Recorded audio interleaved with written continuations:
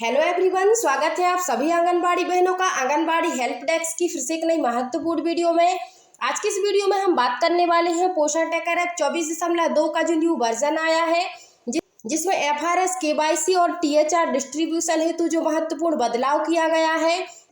तो इस महत्वपूर्ण बदलाव के बारे में आप सभी बहनों को बताना चाहूंगी कि आप सभी बहनों को टीएचआर प्रदाय लाभार्थियों जैसे गर्भवती, धात्री, 6 माह से लेकर 3 वर्ष के सभी लाभार्थियों की केवाईसी और फेस कैप्चर कंप्लीट करने के बाद उनका प्रत्येक सप्ताह टीएचआर वितरण करने के साथ ही एंट्री करते समय आपको फेस कैप्चर करना अनिवार्य होगा, तभी उन लाभार्थियों की टीएचआर की एंट्री अब हो पाएगी। इसके अलावा एफआरएस और केवाईसी हेतु जो आपके लाभार्थी शेष रह गए हैं, उनका आपको जल्द से जल्द एफआरएस और केवाईसी कंप्लीट करना होगा। इसके लिए विभाग से लगातार आपको सूचित किया जा रहा है कि आप अपना कार्य एफआरएस और केवाईसी का जल्द से जल्द पूर्ण करें। तो एफआरएस के कार्य को आप सभी बहनों को बहुत ही गंभीरता से लेने की जरूरत है। तो आज की इस वीडियो में जानेंगे कि 24.2 का जो न्यू वर्जन आया है, जिसमें क्या क्या बदलाव हुए हैं एफआरएस को लेकर। एफआरएस के अलावा अन्य कौन कौन से बदलाव हुए हैं, इसके बारे में भी वीडियो में जानेंगे। तो टीएचआर डिस्ट्रीब्यूशन अब आपको किस प्रकार से करना होगा, फोटो कैप्चर किस प्रकार से करनी होगी और प्रत्येक सप्ताह आप किस प्रकार से फोटो कैप्चर करेंगी और किस प्रकार से आप लाभार्थी का टीएचआर डिस्ट्रीब्यूट करेंगी, तो इसकी संपूर्ण जानकारी वीडियो में देने वाली हूँ। तो आप सभी बहनें वीडियो में अंत तक बनी रहें। आंगनबाड़ी हेल्प डेस्क को अवश्य सब्सक्राइब करें एवं वीडियो को लाइक शेयर करना ना भूलें। चलिए बहनों, शुरू करते हैं वीडियो को। अपने पोषण ट्रैकर एप्लीकेशन को ओपन कर लेना है और यदि आपने 24.2 वर्जन को अपडेट नहीं किया है तो आप अभी जाकर प्ले स्टोर से 24.2 वर्जन को अपडेट कर लीजिए। और यदि आपका वर्जन अपडेट हो चुका है तो इस प्रकार से यहाँ पर आपका 24.2 वर्जन लिखा आ चुका होगा। क्या अपडेट हुआ है और अपडेट के अनुसार हमें किस प्रकार से वर्क करना है अब एफआरएस को लेकर। तो चलिए, इसके लिए हमें डेली ट्रैकिंग वाले ऑप्शन को क्लिक कर लेना है। तो देखिए, इस प्रकार से एडब्ल्यूसी डेली ट्रैकर का पेज ओपन हो चुका है। यहाँ पर टीएचआर एससीएम को लेकर अपडेट हुआ है। तो चलिए, टीएचआर एससीएम वाले ऑप्शन को क्लिक कर लेते हैं और यहाँ पर हम किसी भी लाभार्थी को ओपन कर लेते हैं। जैसे यहाँ पर गर्भवती महिलाओं का टीएचआर या एससीएम की एंट्री कर दी गई है, लैक्टेटिंग मदर की भी एंट्री कर दी गई है। तो यहाँ पर हम 6 माह से लेकर 3 वर्ष के बच्चों को ओपन कर लेते हैं। तो इस प्रकार से 6 माह से लेकर 3 वर्ष के सभी बच्चों की लिस्ट ओपन हो जाती है। तो यहाँ पर आपको उस बच्चे को सर्च कर लेना है जिस बच्चे की आपको एफआरएस की स्थिति को देखना है। तो चलिए, यहाँ पर हम इस बच्चे के सामने टीएचआर वाले ऑप्शन को क्लिक कर लेते हैं। तो देखिए, जैसे ही हमने टीएचआर वाले ऑप्शन को क्लिक किया तो यहाँ पर बच्चे का टीएचआर डिस्ट्रीब्यूशन वाला पेज ओपन हो चुका है। यहाँ पर इस बच्चे के माता पिता का एफआरएस कंप्लीट कर दिया गया है, फेस कैप्चर कंप्लीट कर दिया गया है और केवाईसी कंप्लीट कर दी गई है।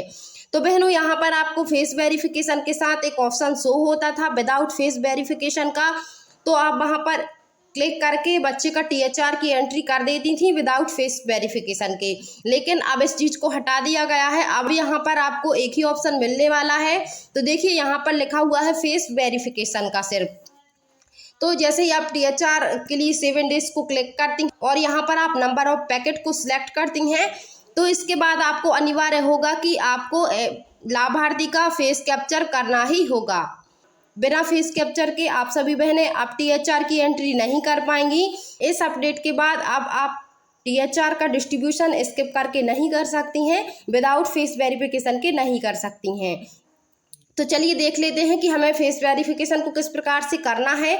तो फेस वेरिफिकेशन करने के लिए हमें फेस वेरिफिकेशन वाले ऑप्शन को क्लिक कर देना है। इसके बाद हमें प्रोसीड वाले ऑप्शन को क्लिक करना है। तो बहनों, यहाँ पर एक चीज़ और क्लियर कर देती हूँ कि जैसे ही आप यहाँ पर प्रोसीड पर क्लिक करेंगी, यदि आपका फेस कैप्चर गोल सर्कल की जगह वीडियो क्लिक होता है तो आपका 4G मोबाइल है और 4G मोबाइल में आपका फेस कैप्चर नहीं होगा। आपको फेस कैप्चर करने के लिए 5G मोबाइल की आवश्यकता होगी अब। तो चलिए, यहाँ पर हम प्रोसीड वाले ऑप्शन को क्लिक कर लेते हैं। तो देखिए, इस प्रकार से रिकॉर्ड वीडियो का ऑप्शन आ रहा है।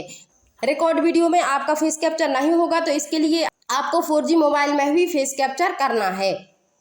यदि आप 4G मोबाइल में ही गोल सर्कल वाला ऑप्शन लाना चाहती हैं तो इसके लिए आपको अपने मोबाइल के डाटा को ऑफ करना होगा।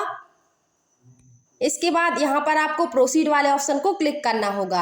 आप अपने मोबाइल के डाटा को ऑफ करके प्रोसीड वाले ऑप्शन को जैसे ही क्लिक करती हैं तो यहाँ पर गोल सर्कल ओपन हो जाता है। यहाँ पर आई ब्लिंक स्टैंड फेस का ऑप्शन आने लगता है।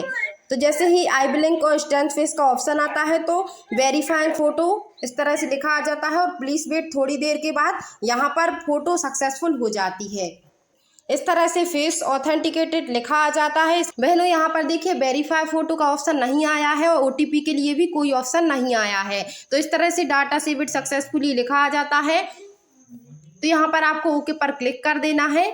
जैसे ही आप ओके पर क्लिक करती हैं इसके बाद आपको अपने मोबाइल के डाटा को ऑन कर देना है। तुरंत डाटा ऑन करने के बाद आपको बैक कर देना है।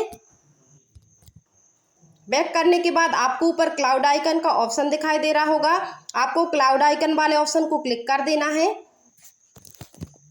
इसको क्लिक करने के बाद देखिए यहाँ पर आपको दो ऑप्शन दिखाई दे रहे हैं। पहला ऑप्शन जनरल का, दूसरा ऑप्शन फेस एक्टिविटी का। यहाँ पर बहनों 24.2 जो वर्जन आया है इस एक्टिविटी का भी बदलाव आ चुका है। यहाँ पर आपको FRS एक्टिविटी का भी डाटा सिंक करना होगा। FRS एक्टिविटी का डाटा आपको यहाँ पर देखने को मिलेगा और जनरल यानी कि डेली ट्रैकिंग में जो भी आप कार्य करेंगे, THR, SCM, photo capture, AWC की स्थिति, तो आपको यहाँ पर जनरल वाले ऑप्शन में मिलेगा देखने को। इसके अलावा लाभार्थी रजिस्ट्रेशन करेंगी तो वह भी आपको जनरल में ही देखने को मिलेगा। सिंक डाटा करना होगा और FRS से रिलेटिव जो डाटा आप पोषण ट्रैकर ऐप में फीड करेंगी जैसे KYC, FRS, तो इस प्रकार से यहाँ पर FRS की एक्टिविटी में आपको देखने को मिलेगा और यहाँ से आपको सिंक करना होगा। जैसे आप eKYC करती हैं तो eKYC करने के बाद तुरंत आपको यहाँ पर स्टार्ट बटन से आपको FRS का डाटा सिंक करना होगा, तभी आपके लाभार्थी का FRS एंड eKYC कंप्लीट हो पाएगी।